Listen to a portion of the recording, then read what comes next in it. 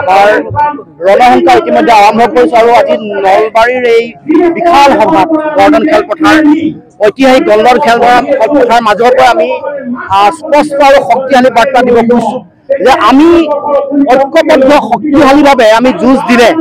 BJP উৎখাত কৰাটো সম্ভৱ সহজ কাৰণ বিৰোধী শিবিৰৰ ৬২% ভোট আমাৰ লগত আছে কেৱল মাত্ৰ ঐক্যবদ্ধ কৰি ৰখাটো আমাৰ সকলোৰে প্ৰয়োজন কাৰণ ইতিমধ্যে দেশৰ গণতন্ত্ৰ সংকটত দেশৰ ন্যায়পালিকা দেশৰ সাংবিধানিক বিধি ব্যৱস্থা এইবোৰ যে সংকটৰ কথা সকলোৱে গম পাইছে তাৰ লগে লগে জীৱন জীৱিকা খোৱা বোৱা কৰ কাটল এইবোৰে যে মানুহক সৰ্বশ্ৰান্ত কৰিছে এই কথা মানুহে দেখিবলৈ পায় অত্যাৱশ্যকীয় সামগ্ৰীৰ মূল্য বৃদ্ধি কৰ কাটল আৰোপ কৰা কৰ বন্ধা সামগ্ৰী জীৱনদায়িনী ঔষধ আন ঔষধৰ যেনেকুৱা দাম বঢ়াই দিয়া হৈছে তাৰ লগে লগে বিদ্যুতৰ মাচুল বাঢ়িছে ৰোড টেক্স বাঢ়িছে মানে তাৰ লগে লগে টুল টেক্স বঢ়াই দিয়া হৈছে শেহতীয়াকৈ শীতল ৰামৰ নামত যিসকল সাধাৰণ খাতি খোৱা যিসকল ড্ৰাইভাৰ আছে যিসকল আছে তেওঁলোকৰ ওপৰতো মাধমাৰ ঘূৰাইছে গতিকে এনেকুৱা এটা সময়ত আমি ৰাইজক আহ্বান এটাই জনাইছো যে সাম্প্ৰদায়িক স্বৈৰতান্ত্ৰিক বিজেপিক অসমৰ পৰা উৎখাত কৰিবলৈ হ'লে আমি সকলোৱে সন্মিলিতভাৱে যুঁজ দিব লাগিব ঐক্যবদ্ধভাৱে যুঁজ দিব লাগিব আৰু ইয়াৰ কাৰণে মূল এজেণ্ডা হ'ল এই মুখ্যমন্ত্ৰী পৰিয়াল তেওঁৰ অঙহী বঙহীৰ অবাধ দুৰ্নীতি ভ্ৰষ্টাচাৰ চিণ্ডিকেট নন্দী আৰু দুগৰাকী ভিংগী মুখ্যমন্ত্ৰী পৰিয়াল পত্নী আৰু পুত্ৰটো আছেই পত্নীৰ ভূমি কেলেংকাৰী ৰাজসাহায্য 10 কোটি টকা বাগান কিনা বিদ্যালয় খোলা এইবোৰতো আছেই পুত্ৰ 18 বছৰ নহওঁতে 17টা কোম্পানীৰ মালিকটো হৈছে তাৰ উপৰি দুগৰাকী নন্দী আৰু ভিংগী আছে এগৰাকী নলবাৰী জিলাতে আছে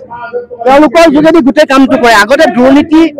বিকেন্দ্ৰীভূত আছিলে ভাগে ভাগে বেলেগে বেলেগে জেগাই জেগাই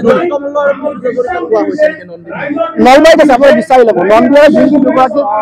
পইচা কালেকশ্যন কৰা মানুহ দুৰ্নীতিৰ গোটেই কথাটোৰ লগত জড়িত মূল মানে দুগৰাকী সূতা বুলি যাক কয় আপোনালোকে খবৰ ল'ব ক'ত কিমান মাটি কিনিছে ক'ত কেনেকে মানে কয়লা চিণ্ডিকেটৰ পইচা কোনে আনে কণী চিণ্ডিকেটৰ পইচা কোনে লয় এইবোৰ খবৰ চবৰ ল'ব আপোনালোকে চুপাৰী চিণ্ডিকেটৰ মূল কথা কোনে চলাইছে 100% চৌৰাচিয়া বুলি কোৱা যোৱা গৰাকীয়ে কেনেকে বিমল পাণ মছলা আৰু শিখৰ চিণ্ডিকেট চলায় তাৰ লগত কোন জড়িত এইটো নাজানো নেকি মানুহে সকলোৱে জানে কেনেকে বাবলুক কেনেকৈ আঁতৰাই পিনে বেলেগক চুপাৰী চিণ্ডিকেটৰ দায়িত্ব দি দিয়া হ'ল এই কথা মানে গতিকে দুৰ্নীতিমুক্ত অসম তেওঁলোকৰ শ্লোগান এটা তেওঁলোকৰ আচল সঁচা শ্লোগানটো হ'ল দুৰ্নীতিযুক্ত অসম দুৰ্নীতিটো দি দিছে আৰু গোটেই দুৰ্নীতি চিণ্ডিকেট ৰাজ কমিশ্যনাৰটো কেন্দ্ৰীভূত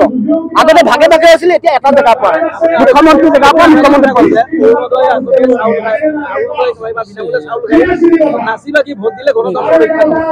নিশ্চিতভাৱে চব এফালে তেওঁলোকক দিছে মানে চামুচে দি এতিয়া বেলচাই চৰকাৰে লৈ যোৱা নাই চৰকাৰে এতিয়া জেচিবি দি লৈ যায় মানুহে ক'বই নোৱাৰে চামুচেৰে দিছে আৰু জেচিবি লগাই মানুহৰ পৰা লৈ গৈছে চকচোন কৰ কাটল বিদ্যুতৰ মাচুল কিমান বাঢ়িলে ৯-১২ৰ পৰা ১২-১২লৈকে বিদ্যুতৰ মাচুল বাঢ়িছে ২৭খন টুল আছে টুল টেক্স দিব লাগে হাউচ হোল্ডিং টেক্স দিব লাগে মিউনিচিপালিটি মানুহে মিউনিচিপালিটি টেক্স দিব লাগে খাজানা 5 গুণ বাঢ়িলে পেট্ৰল ডিজেলৰ দাম 2 গুণ বাঢ়িছে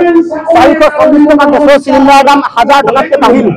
গতিকে ক'ত বহা নাই জীৱনদায়িনী ঔষধত আমাৰ GST লগাই দিয়া হ'ল ঔষধৰ ওপৰত কৰ কাটল বাঢ়িলে অত্যাৱশ্যকীয় সামগ্ৰীৰ দাম ১৮০%লৈকে বাঢ়িলে ২০১৬ চনৰ পৰা আজি ২০২৪ চনত ১৮০% বাঢ়িছে তাৰমানে সাধাৰণ মানুহ কেনেকৈ জীয়াই থাকিব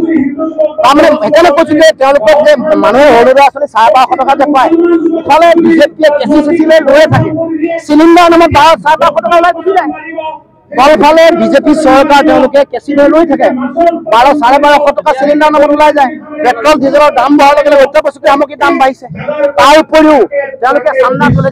মই হিচাপে দি দিলো যে ফাঁচী বজাৰত 23.06 কোটি টকা ২০২১ চনতে এইটো চান্দা মানে ৰিচিপ্ট নিদিয়াকৈ যিবোৰ কোটি কোটি টকা চিমেণ্ট কোম্পানী যিবোৰ আছে ৰডৰ কোম্পানী আছে মদৰ বেপাৰী যিসকল আছে সেইসকলৰ পৰা আনকি বিমল বা এনেকুৱা শিখৰৰ যিসকল বেপাৰী আছে তেওঁলোকৰ পৰা কিমান টকা পইচা নিয়ে কোনো ঠিক নাই আৰু যাৰ ফলত আমাৰ ওপৰত এসেঞ্চিয়েল কমোডিটি এক্টখন তেওঁলোকে শিথিল কৰি সাধাৰণ জনতাক মাধমাৰ ঘূৰাইছে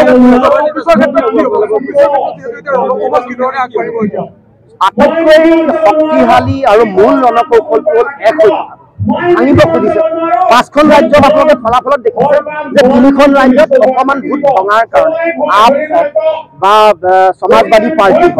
বা বাওঁপন্থী গোটবোৰৰ লগত গোটেই কথাটো মিলাই ল'ব নোৱাৰাৰ কাৰণে বিৰোধীটোৱে ভোটটো চিফ্ট কৰিছে। তথাপিও মানুহে বিৰোধী পক্ষকে 51-58% দিছে। কিন্তু আপুনি মই এইটো বুজি পাব লাগিব, যিটো কথা বিভিন্ন মানুহে কৈছে, ৰাজনৈতিক বিশেষজ্ঞসকলে কৈছে, এসময়ত বিজেপি কৰি থকা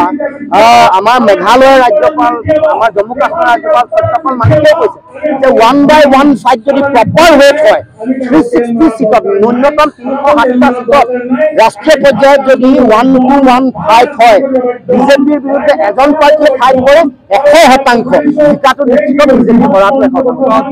আপোনাৰ প্ৰাৰ্থিত্ব একেবাৰে নিশ্চিত হৈছে। চাওক, আমি আমাৰ দলে আমাৰ যিকেইটা সমষ্টিত আমি প্ৰস্তুতি চলাইছো, আলোচনা বিলোচনা চলি আছে, ডিব্ৰুগড়ো এটা আলোচনাৰ বিষয়। গতিকে এই সম্পৰ্কত চূড়ান্ত সিদ্ধান্ত সোনকালে হ'ব। গতিকে সিদ্ধান্ত হোৱাৰ লগে ভোগালী বিহুৰ সময়ত আপোনালোকে ভাল খবৰ পাব আগত বা পিছত।